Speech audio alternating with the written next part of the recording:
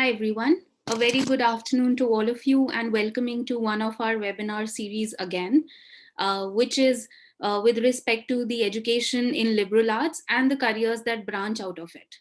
So first and foremost, to introduce, some of you may know me already. My name is Garima Gupta and I am here to represent the iDream career team. Welcoming all the honorable school teachers, principals, and other counselors who have taken out the time today and participating with us during this webinar. And at the same time, welcoming all the very favorite of all the students who are here, who are joining us today, who are especially interested in the liberal arts education and would want to know more career insights out of it. Lastly, welcoming all our trained and certified counselors who have been there throughout with iDream Career in our journey.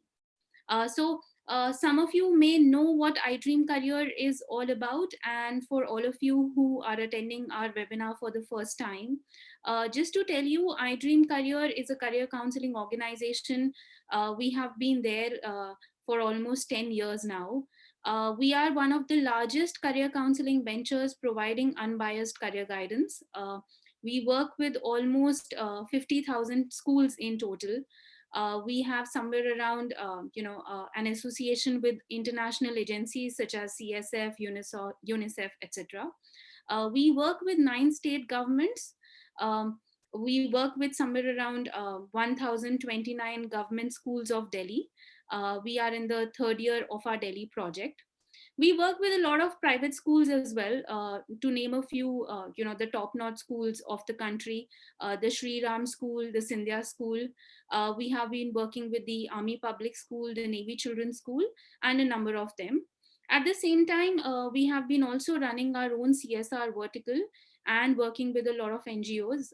We work with Uber, we work with the DS Group, we work for the Hero FinCorp, the Bharti Foundation, the Shivnada Foundation, etc. And at the same time, we also run our own training program, which is the certification program for aspiring individuals to become career counselors. So on that note, I will jump into the webinar straight away. So before we go ahead and give the onus to the speaker, it gives me immense privilege, to welcome Miss Rubina, who is here from the Ashoka University herself. She represents the Ashoka University in the capacity of an assistant director outreach. So right before I, go and give the onus to Rubina, just a few introduction points about her. So Rubina is, she's a graduate from the Sri Ram College of Commerce, and post that she has moved into doing her education at the Christ College in Bangalore. Rubina holds somewhere around 10 years of work experience in total. She started her career in the CNN IBN, and then she has moved on the ladder from a program manager to one of the team members, the founding team members, in fact, for the One Step Up Foundation. She's also worked as a counseling psychologist for the Vasant Valley School, as well as for the Amber Valley International School. And right now, apart from being a founder for one of her own organizations based out of Sweden, she's also the assistant director outreach for the Ashoka University. So Rubina, thank you so much for taking out your time and, having yourself here to help these students as well as counselors understand basically what liberal arts is, and what are the careers that actually are there existing that help students make better decisions. So over to you, please, and please go ahead and help us out. Thank you. Thank you, Garima, and a very good afternoon to everybody. Thank you very much for joining us this Sunday afternoon. Thank you, Garima. And I'm Rubina. I'm from the outreach team at Ashoka University. As Garima mentioned, I'll be taking you through a couple of details about what liberal arts and sciences education is, why is it so relevant today, especially post-COVID and COVID-19, and of course, why is it so relevant in the Indian context. So let me begin with a little bit of history about liberal arts, and of course, busting a big myth, which is that many of us have often thought of liberal arts and sciences education as being a Western concept. Most of us think that it's a concept that only existed and has come from the US universities. Well, that's really a big myth, because if I were to take you back a few years in history, and many of you would know about the Nalanda University and the Takshila universities. Those were actually liberal arts universities. And that's where students were never compartmentalized into commerce or science or arts.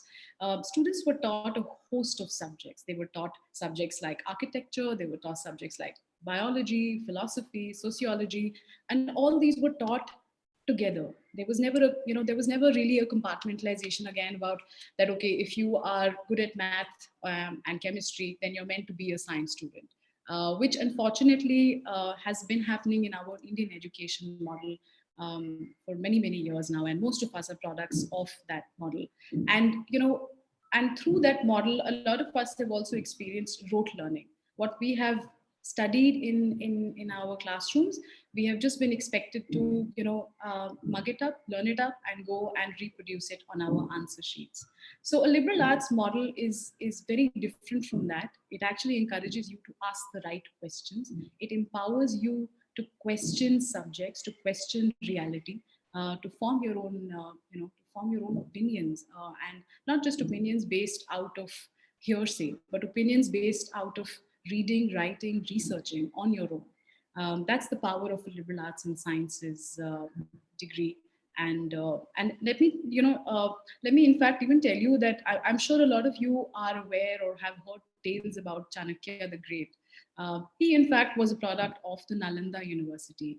And Chanakya, as you all know, all his tales about about how he solved the biggest problems in Chandragupta Maurya's court.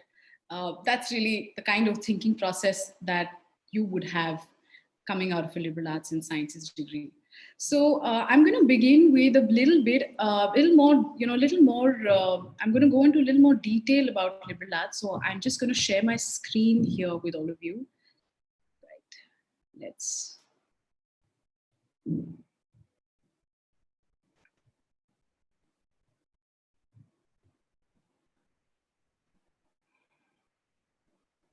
Okay, so what is liberal arts education? Well, I right now I would just like you to imagine the letter capital T, and that's how I like to explain liberal arts. That the horizontal part is basically the breadth of knowledge that you gain, and the vertical part is the depth of expertise that you go into your subject of choice. You must understand here that liberal arts is not a kind of education in itself. It's actually a model or a tool to approach education. It's a very interdisciplinary model. So let's say that you are interested in biology. Uh, you would also be taught concepts about chemistry, psychology, history, sociology to really go in depth into your choice of subject, which is perhaps biology. That's the kind of interdisciplinary approach that liberal arts has. It's like, and I, it's like every subject talks to each other. How do you reach that point? How do you reach the point where all subjects meet and help to enhance each other without losing their own element? So again, really going past the model of compartmentalizing students into science or commerce or arts, and really giving them the freedom and the liberty to choose what they want to choose to study, to explore what they want to explore, and explore their curiosities. Many of us have perhaps wanted to be studying science, but we didn't get enough marks to make it through the school cutoff to our science sections. So that's what a liberal arts degree, especially at Ashoka, that's what we really undo for all the students. So it's an approach to it's an approach to learning that of course empowers all of you, empowers all the individuals who go through it, and to help you deal with complexity, diversity, and change. It's a multidisciplinary approach again, and it helps you also to deal with life in that sense and to treat things with intellectual humility.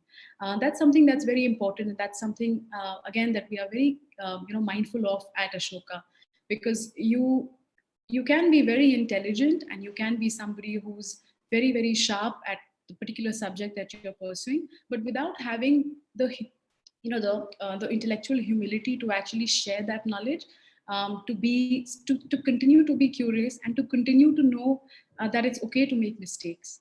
That is something which is very important, and that's what liberal arts again kind of again instills in all of its students, that you have to be grounded and you have to be a learner throughout your life.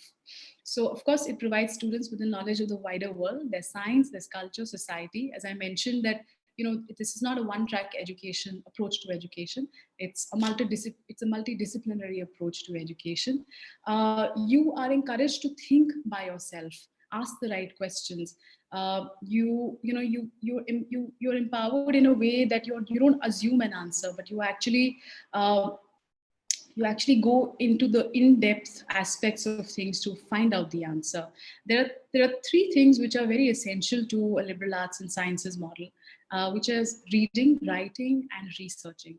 Many of us, again, are not used to researching. We've used, library periods at school to just as free periods, take a nap, trouble someone, write silly notes. That's what we've all done in our library hours. But a liberal arts and sciences model, especially at Ashoka, you're really encouraged to read, to write, and to research, and understand how do you research, how do you even go into the library and take out things which are relevant to your subject. So that's what's again, another very important aspect of liberal arts and sciences. And of course, coming to the fact that why is it so relevant now, especially post COVID-19, and while we're going through this very unusual and uncertain time. Well, again, it's a kind of education that will not limit your options of employment after pursuing that degree. Many of us have, we've been perhaps, we've had straight jacketed careers. We've done our BComs or economics honors, gone on to be recruited by, one of the big four. We've started our careers as business analysts. So we've really, so many of us have had one track careers. Again, liberal arts and sciences will undo that for you, and it will actually give you a wider horizon. I often like to give an example of a student at Ashoka University called Priya Rathod. Priya actually pursued her BA honors in political science, and typically we would all think, and so did I, that Priya would go on to pursue a career in, let's say, social science or education, or she would perhaps study further. But to all our surprise, Priya was actually offered the role of a business analyst at McKinsey. So that's the kind of width and depth that a liberal arts sciences degree will give you, not just while you're pursuing it, but even while even while you search for career options after pursuing that degree. And you can understand it better perhaps, and what the relevance would be, especially now, is if I were to take you back a few years in your grandfather's time or your father's time. Your grandfather perhaps had one career through his life. It could have been agriculture, business, or a government job, and he continued to pursue that. So there was one career and one job in your grandfather's time. When it came to your father's time, your father perhaps had again one or maximum two careers, and continue to have perhaps one or two jobs in those particular career paths. And now when I come to our generation, things are very different now. There are multiple careers and there are multiple jobs. People don't always stick to one career throughout their life. You've seen my introduction. I have changed so many career options, so many jobs. Many of you may have done that, and that again is very, again, I would tie it back to a liberal arts and sciences degree, because of the kind of range of subjects you are studying. Your options are never going to be limited. Your options are actually going to be extremely vast, and much more than perhaps your classmates at school who've chosen to study mainstream subjects. Not to say that there's anything wrong with that, but I'm only speaking with relevance to what with its relevance to the future. So that's again, when it comes to employment options, very very important aspect of a liberal arts and sciences degree. Uh,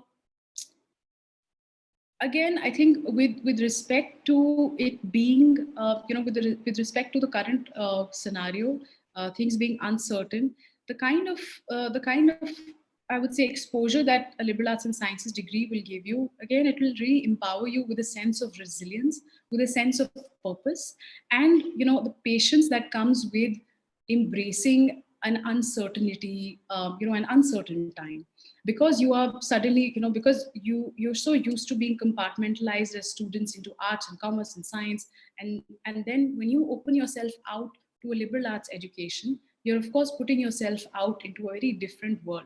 And as soon as you do that to yourself willingly, your mindset will even change in a big way towards life events as well.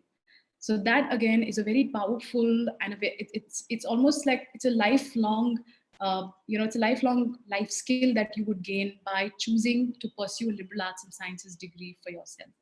So those are some of the factors about liberal arts and sciences. I'm going to again just to continue that conversation.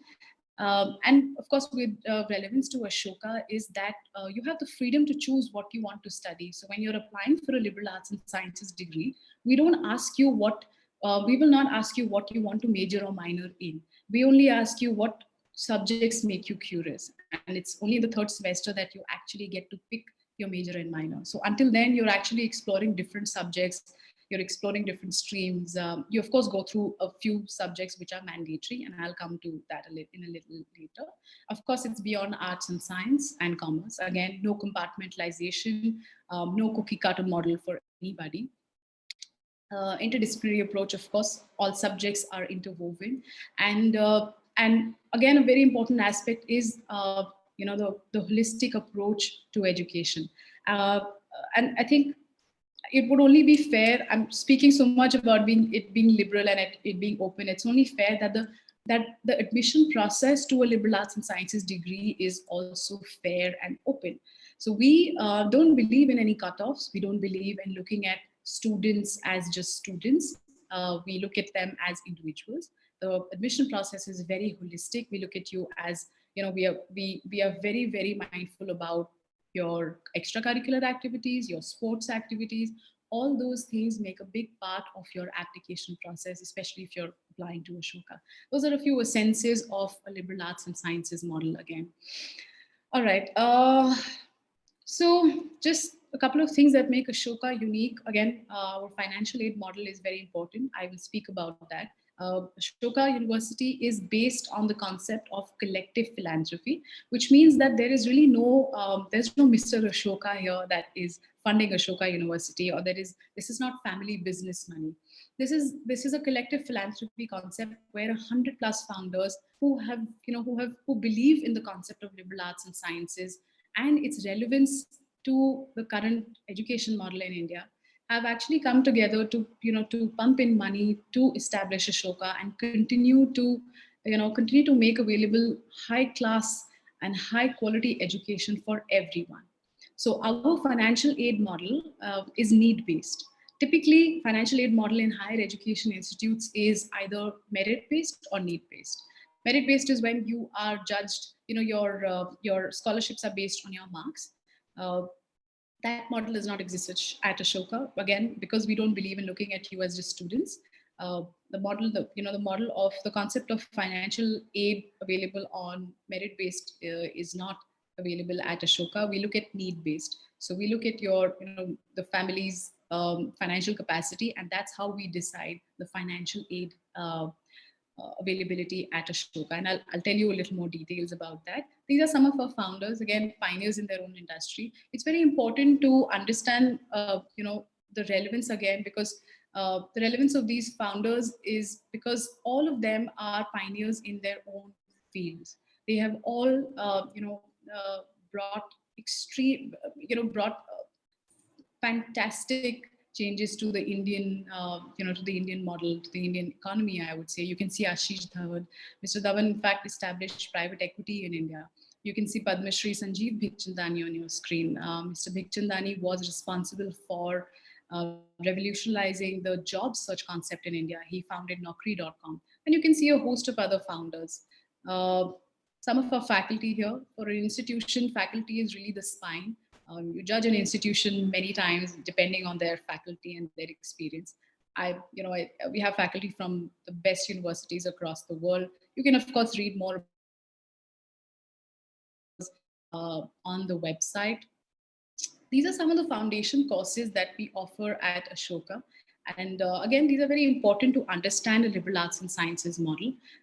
Foundation courses are mandatory, and you would be at, whichever liberal arts and sciences degree you may choose to go to, may choose to pursue, you will always have a couple of foundation courses. To make this a little easier for you to understand, I'm going to take you back to class 6 or 7 perhaps, when your teacher actually introduced geometry in class. So when your maths teacher told you that, okay, tomorrow we are going to start geometry, she definitely asked you to bring a geometry set. So a geometry set was something that enabled you to understand geometry. Without that, you couldn't have measured an angle, you couldn't have drawn a perfect circle, you couldn't have measured the circumference of a circle, or perhaps even known what a triangle was. So foundation courses are exactly your geometry set to understanding a liberal arts and sciences model. These will enable you to study your subjects in more, in depth, in breadth, all of that. I mean, again, the T-shaped model is, these are going to be, these will enable you to understand your choices of subject. So you can see on your screen, these are 9 subjects. Again, the essence of liberal arts and sciences, where you're not compartmentalized. So if you're a science student in school, you would still have to study great books. If you were a commerce student, you would have had to study principles of science, and so on and so forth. So these are very, very, very important. These are some of the subjects that we offer at Ashoka. Again, you can get a lot of information about these on the college website, or you can ask these when we do our Q&A round. These are some of the extracurricular courses that we offer. We also have a 4th-year optional program, which is the postgraduate diploma program. These are some of the subjects of science at Ashoka, where we've recently established the Trivedi School of Biosciences at Ashoka to really balance out the learning, which should be, which should include all subjects, not just limited to social subjects or literature, for example. So, in fact, the Trivedi School of Biosciences was the brainchild of 2 Nobel laureates who found Ashoka University the best place and the most appropriate campus to actually establish that. So, state of the art labs. These are some of our collaborations that we extend, that we've had for a very long time, and these run very deep. In fact, you see Yale on your screens. Yale University is the one who actually helped us set up our entire admission process. And many of our students, in fact, have gone on to study, pursue their PhDs or their masters at these universities. We also have students who've pursued summer abroad programs or semester abroad programs, some of these universities. These are our internship programs. You can see these are companies who are from the best, the best of their respective industries. You have the best of consulting, you have the best of technology. There is Teach for India. There's, again, a big part of the development sector, so on and so forth. These are just glimpses of our student life. Um, all right, this is a very important aspect of financial aid. Now, as I mentioned, financial aid at Ashoka is need based. The conversation about financial aid actually only comes up once you have cleared the first stage of your application process, your selection process rather. So we don't, it's really, so we will sit actually with your family and we will really do a, kind of a mini audit. We look at your family's expenses, we look at your assets, we'll have a conversation about your upcoming, your expenses. And then that's when we actually decide about financial aid. Again, financial aid is need based. Please remember that. Last year we had 600 students on campus. Out of those, 100 were on full scholarship, and the rest are on some form of scholarship or the other. So scholarship is not just limited to being 100%. It's open. Of course, we have 100% scholarships, and we have different scholarships as well. They could again vary on the family. They could be 20%, they could be 30%, 40%, so on and so forth. Scholarship at Ashoka, need-based scholarship at Ashoka is of course awarded just once. So once you have it, you will have it for all the years that you spend at Ashoka University. So far, no student has ever been turned away because of financial constraints. That's never happened at Ashoka, and that's never going to happen. Again, because the whole concept of collective philanthropy is what Ashoka is based on. Please remember that this The model of financial aid, need based, is it's only kind of offering in India right now. Now, coming to my favorite part, which is about placements and careers. Again, as I mentioned in the beginning, that a liberal arts and sciences degree is never going to limit your options. Is never going to limit a student's options of career options after having pursued that degree. It's only going to widen your horizon. So again, you can see these are just some of the companies who come on a campus to recruit students. Many students, in fact, who pursue their summer internships do very well and convert those summer internships into full-time employments once they have, stopped studying, finished their studies at Ashoka. So that's one aspect of placements and careers. And at Ashoka, we don't really believe in securing a job, because we all know that all of you, all the students who in fact study at Ashoka will anyway get a job. What is more important, and what is again the crux of a liberal arts and sciences degree, is that you follow a career path, that you understand what your career path should be. It could be multiple career paths, but when you graduate out of Ashoka or any other liberal arts and sciences degree, you must know what your career path would what you would like to chart it out as. So in fact, we don't even, the whole process or the office at Ashoka University is not called a placement cell, which it usually is referred to as in most colleges. We call it the career development office. So the career development office will actually sit with all the students. We look at their resumes, we help them form their resumes, we help them do dummy interviews, dummy group discussions. We even take them through. So it's really like an incubation center, I would say. So we really teach them about how do you how do people conduct themselves at a workplace, what are some of the ethics that need to be followed at a workplace. Even conversation about negotiating a salary is often practiced with the career development office. Many of our founders take very, very keen interest in the career development office. So you would have, in fact, direct conversations with them about their own career paths and whatever doubts that you would like to clear with them. So these are some of again the breakdown of the industry breakdown of where our students are placed and where all they choose to work. These are again some numbers that you see on your screens. These are some of the study post the students who don't like to really work after Ashoka. These are the universities that they go to pursue their higher studies. Again, you can see these are some of the best universities in the world.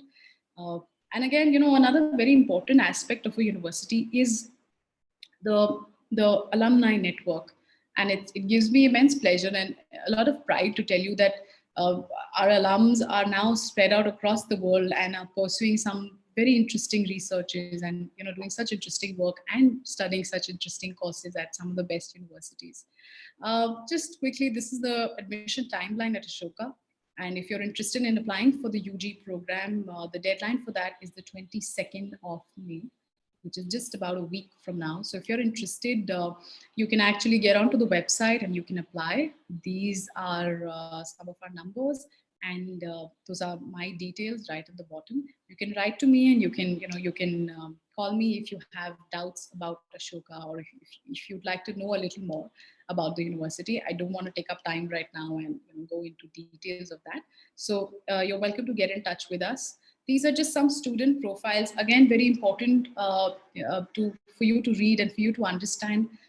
With again, how does a liberal arts and sciences degree help you to pursue what you want to pursue or what you're curious about?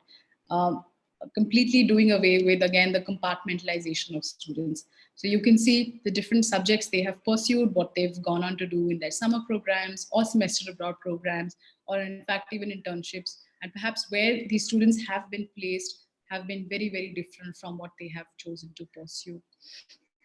So that's pretty much the model or that we follow at Ashoka University. And I must also mention here that I recently read that in fact the central government in its national education policy has recently recommended the establishment of IILA, which is the Indian Institute of Liberal Arts. Now this is a big step in terms of the Indian education model, the central government recognizing the need for setting up Indian Institute of Liberal Arts. The last time this actually happened was in the 1960s when the IITs were set up. So again, it brings to you, it highlights the importance and it highlights the relevance of a liberal arts degree in today's time. So if the Indian government is actually recommending it and it's actually acknowledging the importance of it, then again, it is it is going to be relevant. It is going to be the need of the hour, now and of course in the future. So that's something, again, very important for all of us to note, especially for parents. I personally see a lot of parents, a lot of school counselors, and a lot of teachers being being skeptical about liberal arts and sciences, which is absolutely understandable because anything new is often seen with skepticism. But it's important that we also go out there and explore what it is. It's also important that we put in, that we are open to understanding what the whole model is all about. So that's pretty much from my end, Garima, and I'm happy to take on any questions that any of our audience has today. Sure. Thanks, Rubina. So I'll perhaps come to the questions directly because I have a number of them pouring into. So to start with, one of our counselors, Urvashi, so she mentions that, as for her understanding, liberal art makes you the jack of all trades and perhaps, master of none because you're studying so many subjects. So what is your particular take on it? I mean, is it okay because all subjects are interwoven? How do you think perhaps this is something with respect to getting placed or anything like that? Okay. Hi, Urvashi. Thank you for your question. Well, what you're talking about is definitely what happens in the beginning of a liberal arts and sciences model, is when you're really studying everything and you're trying to understand what a liberal arts and sciences model works as. But but you do go on to pick your major and pick your minor. So you either graduate in a BA honors or a BSc honors degree. So initially, yes, you kind of, you're kind of your tray is full of choices, but towards the end of your graduation you just have one thing on your plate, and it's literally like picking things from the tray and keeping it on your plate, and that could be your major or your minor. So that's really that's how it actually forms. That's how it goes in, like how you graduate from a liberal arts and sciences model. Okay. Coming to the next question. So that's from one of our team members, John. So he would want to understand that, what do you suggest? Is it better for a undergrad student to go ahead and pursue masters to become more employable? And, because there have been rounds about people saying that liberal arts students find difficulty in getting placed right after graduation. Okay. So if hi John, thank you for the question. So if I understand correctly, we are trying to understand. What you're asking me is that is it more relevant to do a master's after liberal arts? Does that make you more job market ready than just a graduation? Uh, if that's what I mean, if I Yes, understand that yes, correctly. that's right. Okay. Well, I think, John, that will really depend on which subject you graduate in. So let's say if it's subject that, for instance, let's take up psychology. To practice as a psychologist in India, for most institutions, or even if you want to start your own practice, you can actually start that with a BA honors degree or a BSc honors degree. You only go on to do a master's, perhaps if you want to specialize in, let's say, if you want to be a child psychologist, child psychologist, or a criminal psychologist, so on and so forth. Again, I think it will really depend on whether you are pursuing your master's in India or you're choosing to go abroad. Many colleges in India, many postgraduate colleges in India don't really offer the kind of specializations that children want nowadays. So again, I think it will really depend on whether if you found your niche while pursuing your graduation, and you found an appropriate, perhaps let's say a master's degree to pursue that in India. Let's say you want to specialize in something, then of course it would make sense to pursue that master's degree if it makes you more relevant in the job market. But I would say, and I think even out of personal experience, perhaps it's always better to work a little bit, to put yourself out there in the job market, to really understand what you want to do, rather than, I would say, jumping into a master's degree right away. You may not be earning as much as perhaps you would earn right after a master's degree, but the kind of experience it will give you, the kind of, the way it'll prepare you would definitely be very different. Okay. So Rubina, to the next question, these two questions are related. So, do you also categorize liberal arts to be a part of humanities? And also, what role does economics as a subject play for anybody who's wanting to opt for liberal arts? Okay. Well, no. As I mentioned a couple of times, that at Ashoka, we don't believe in compartmentalization of students. And even when I speak of liberal arts and sciences, I include sciences because sciences is a big part of the liberal arts concept. And I'm just going to show you, yeah, these are the subjects that are offered as part of the model. So science, it's not just limited to humanities. In fact, it includes your commerce subjects as well, if I were to call that. So like you're studying history and international relations together. You're studying politics, philosophy, and economics. These are the kind of subjects that you would choose to major in at Ashoka. And of course, at Ashoka, like I mentioned, science is very, very important. That model is extremely important to us. We in fact have physics, computer science, mathematics. This year onwards, we are even offering chemistry as a pure science subject. So if you choose a pure science subject, you would be you would be rewarded a degree as a BSc honors degree at the end of your 3 years or your fourth year.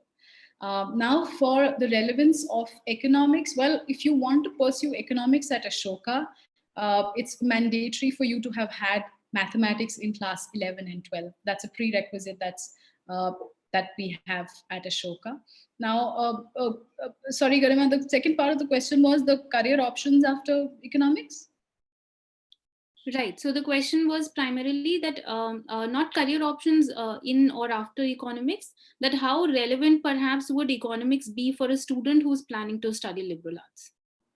Okay, well, it would again depend on what you want to do after pursuing your liberal arts and sciences. Again, economics is not something that's mandatory. None of these subjects, which are your pure majors or interdisciplinary majors or minors, are mandatory. So it's really up to you if you want to pursue economics. And if you want to do pure economics, you can study economics as a BSc honors degree, or you want to study it in combination. You can see here there's economics and finance, there is politics, philosophy, and economics. So, and you have economics and history as well. So it's really up to you how how you want to what you want to study as in as economics is a pure subject or in combination with other subjects. Okay, so Rubina, since we are on this slide, are there any particular numbers with respect to number of majors and minors that need to be taken into account? Well, Garima, at Ashoka, well, you have to pursue minimum of one major. The minor subjects are not mandatory, but one major is mandatory. So you see a list of pure majors and you see a list of interdisciplinary majors. So again, the combinations are extremely fluid. It really depends on what the student wants to pursue. So you have pure majors. So let's say you want to pursue psychology as a pure major, you can pick psychology, which will give you a BA honors in psychology, along with, let's say you want to pursue a minor. So let's say you want to pursue a minor in creative writing.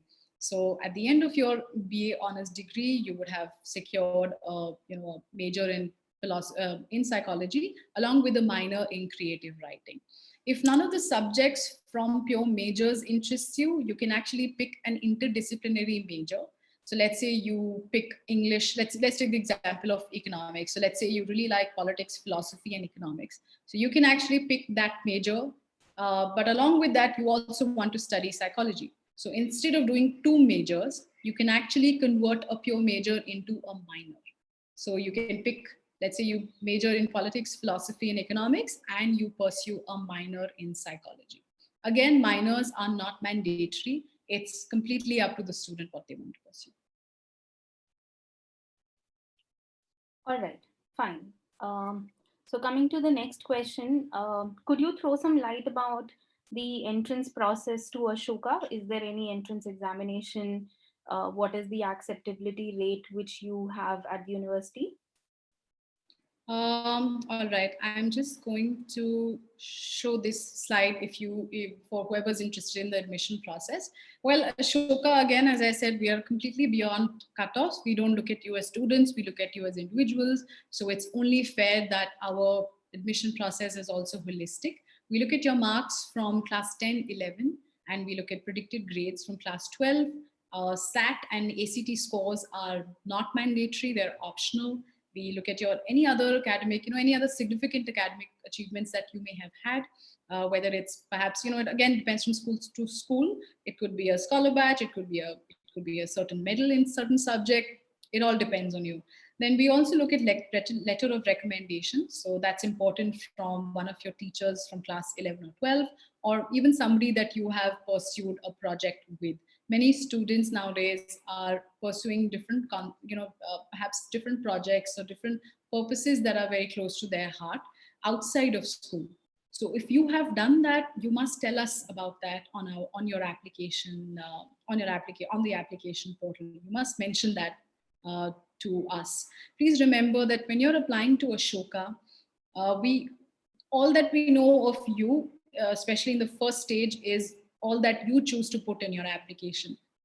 So remember that whatever we know about you will be known to us through that application. So you must be very you must apply with a lot of time. You must apply and you must write your essays. That is again a very important aspect. We have 3 essays that you need to apply, which are a part of the application process. These have their individual word limit.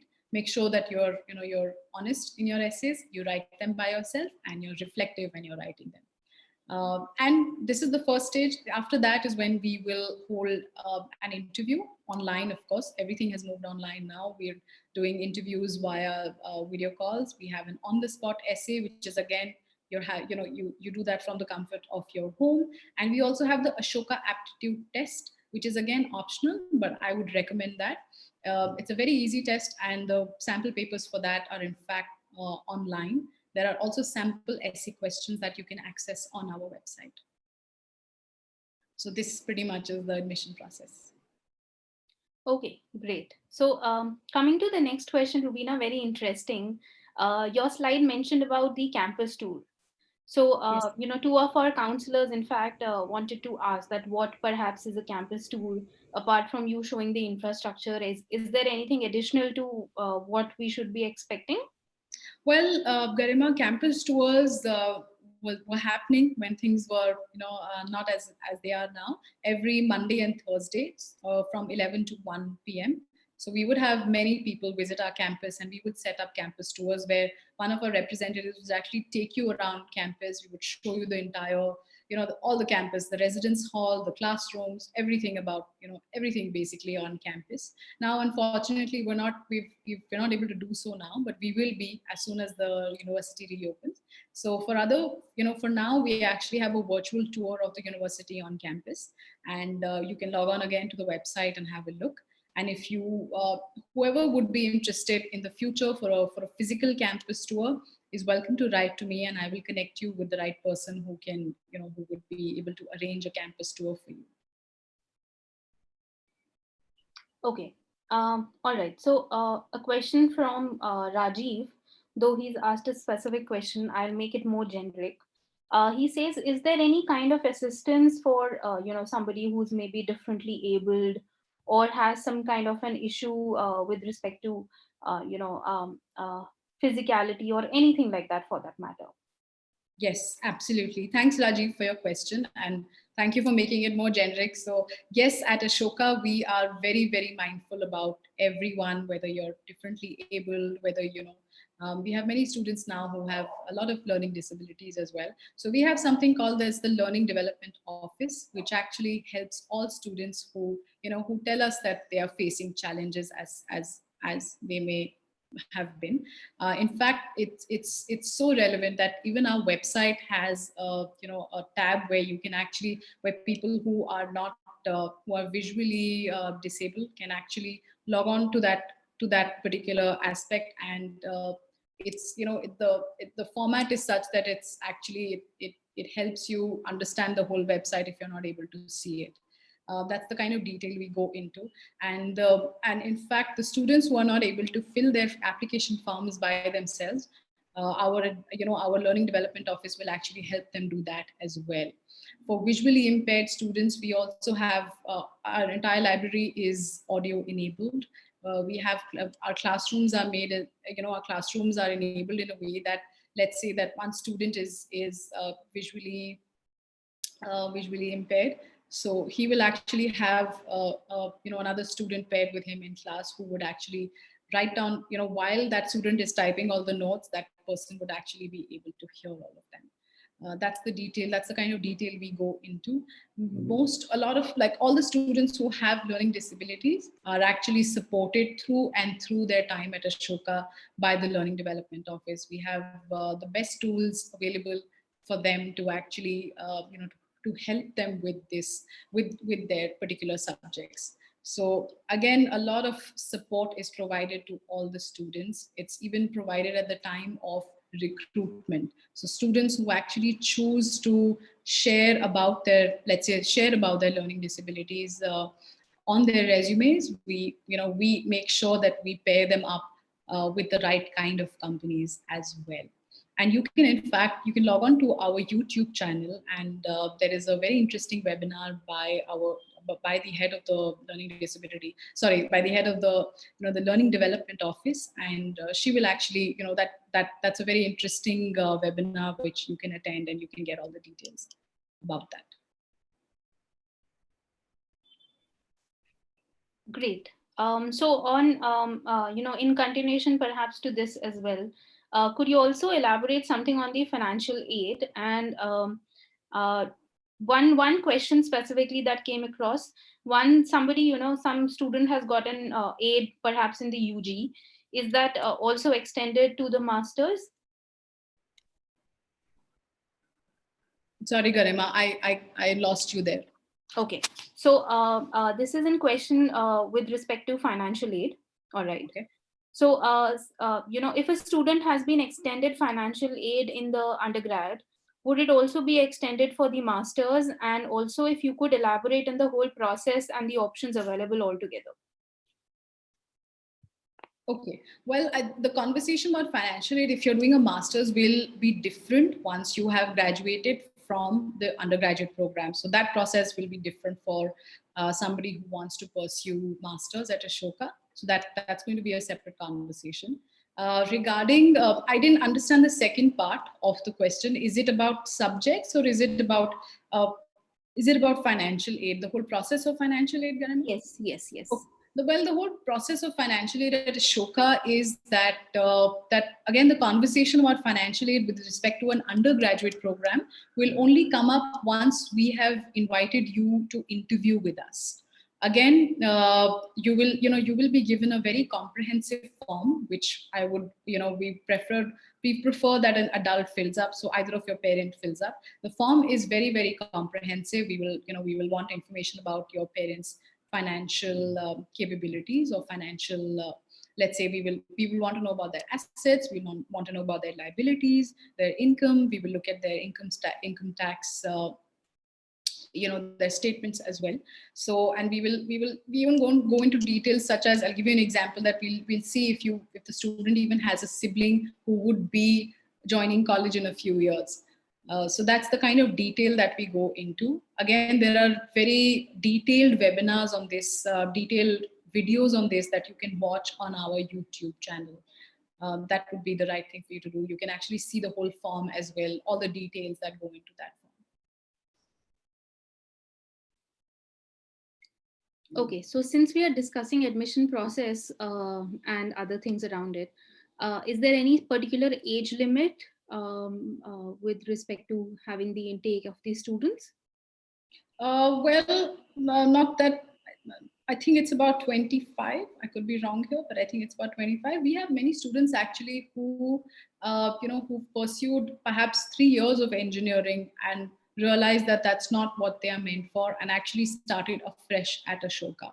And we are always very, we always welcome any student and every student who feels like, who wants a change, or who's felt like what they were pursuing was not really their calling. So you will never be at a disadvantage of, let's say if you pursued something for a long time and you realize that that's not your forte. So that's not something that's going to limit. About the age factor, I think you would get a more detailed information of that on the website. Okay. So one last question, Rubina. Very interesting. Do you use artificial intelligence as a tool in your methodology? Artificial intelligence as a tool while we are teaching? Well, artificial intelligence is taught at Ashoka, I can tell you that. In fact, it's taught in a lot of detail. We use artificial intelligence at our School of Biosciences. And artificial intelligence, again, I think the Learning Development Office definitely uses that, because while you are, it helps, while a student is typing their notes, the other person can actually hear them. So that's a part of artificial intelligence. And and yes, it's something that technology at Ashoka is very, very, very important. We've in fact moved all our classrooms online seamlessly as soon as COVID-19, it hit India. So as far as using it in our classrooms and using it on campus, yes, very much it exists, and you can actually study it as well.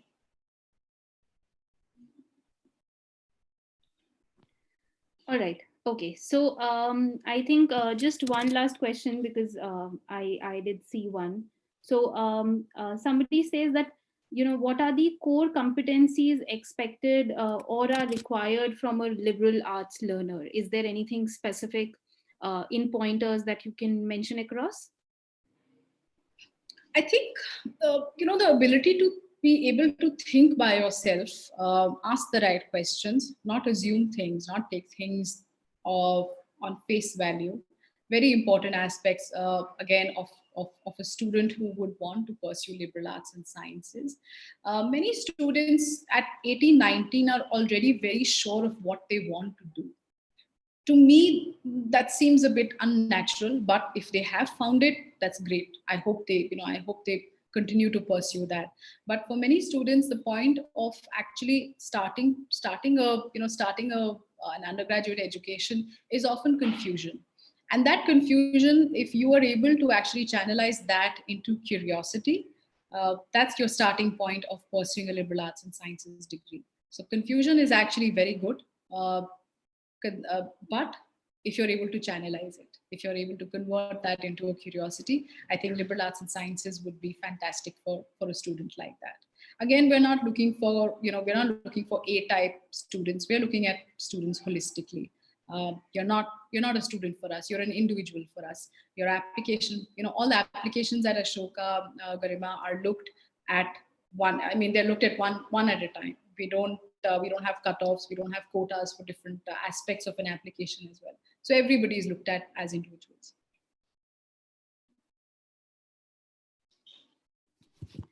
Okay, so I think on that note, Rubina, it comes to the end of the questions. I think very interesting questions, which helped us elaborate a lot of topics which you were planning to cover. All right. So, on that note, Rubina, first and foremost, thank you to you, please. I think it's been a great, fantastic 45 minutes. Has helped us understand the process and the undergrad admission process at Ashoka. So, thanks to you and the team who has been there, and it's been wonderful. At the same time, we have our team, moderating the chat on YouTube. So we would be sharing across your details, just in case anybody would want to approach you separately. They can write down an email or maybe contact the number. Sure. Sure. Thank you very much. And thank you everyone for your questions. And please feel free to reach out to us. Please visit the website. Ashoka is running these fantastic webinars, 4 webinars actually every week. One is called Beyond the Classroom. The other one is called Scientifically Speaking. And these are really, again, bringing out a liberal arts and sciences classroom out to the world. So you can access them on our YouTube channel, or you can even watch them live. You can sign up for them. But if you have any more questions, you're welcome to write to me. Thank you, Garima, and thank you, I Dream Career. Thank you, Ayush. Thank you, Thomas, for organizing this. This has been really good, and I hope I've been able to answer all your queries and do justice to to make you understand what a liberal arts and science is about. Right. Thanks, Rubina. And for everybody else who's right now watching us, please do make sure you have been attending all our webinars happening. So we have, two planned this week. One is for tomorrow, which is pretty interesting. We have RJ Prithvi, who's a professional MC as well as a radio jockey himself from 104 FM of Bangalore. So he'll be here tomorrow at 5 o'clock to cover about careers as a radio jockey, and then again on the 19th of May, which is on Tuesday, by Mr. Anshuman, who would be covering about careers in digital marketing. So please do go ahead and have these webinars watched live with iDream Career. So on that note, thank you everybody. Happy Sunday. Thanks, Rubina. Thank you once again, and bye bye to all.